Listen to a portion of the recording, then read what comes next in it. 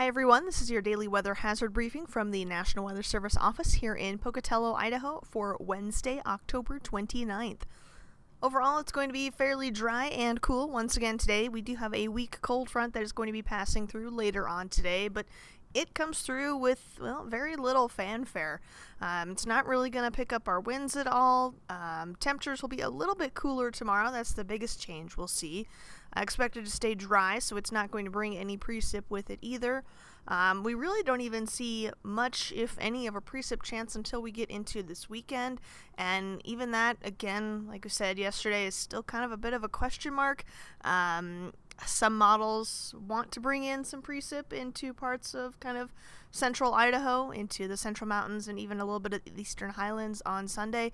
And some of the others hold that moisture a little bit farther to our north. So even if we do manage to get some moisture out of this, it doesn't look like it'll be a whole lot, and it'll be in a fairly limited area. Our weather risk outlook grid, there's not a whole lot to see over the next couple days.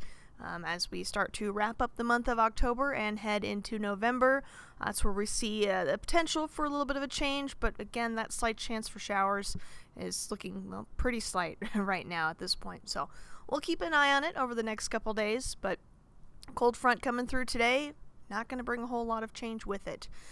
So that cold front, you can actually see we've got an area of low pressure farther up to our northwest, moving into parts of British Columbia early this morning.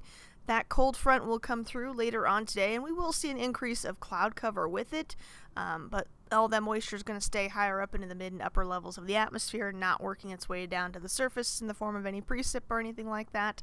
So pretty quiet out there this morning. We will see increasing cloud cover thanks to that cold front and that system to our north, but not expecting any precip here for us. Temperatures today will still be in those kind of low to mid 50s for most of us down here in the valley locations. A little bit cooler farther to our north in the upper Snake River Plain, parts of the eastern highlands with the Island Park area, about 45 this afternoon. Wind gusts, not too much. We'll see around 15-20 miles per hour, pretty typical for a day in eastern Idaho. Temperatures overnight heading into Thursday morning will still be chilly. A lot of us back down into the 20s once again, so again, even with that cold front coming through, not a huge impact. We will see temperatures drop by a few degrees for tomorrow, about 5-degree drop for those of us down here in the lower elevations, but others really just won't move much at all.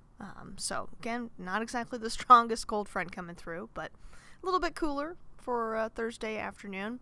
Winds, still not much of an issue for us there, gusts around 10-15 miles per hour. Then Thursday night heading into Friday, temperatures actually will be just a couple degrees warmer, actually. We'll still keep some of that cloud cover around and kind of build some high pressure back in to help start that warm-up process a little bit more, at least get us back into kind of the mid-50s, low 50s for our afternoon highs on Friday. By the time we get to Saturday, some of us are going to be likely pushing the 60-degree mark. So the cold front that's coming through later on today is just kind of a little speed bump in our warm-up to keep us a couple degrees cooler for Thursday afternoon, but then we start slowly warming back up for Friday and Saturday. We will see that very small precip chance as we get into the weekend, mainly for parts of the central mountains and eastern highlands. Again, we'll keep an eye on that, but I wouldn't cancel any of your outdoor plans yet at this point. If you have any questions, comments, or concerns, you can always find the latest weather information online on social media. If you have other questions or comments or concerns, you can send us an email or give us a phone call too. Have a great day.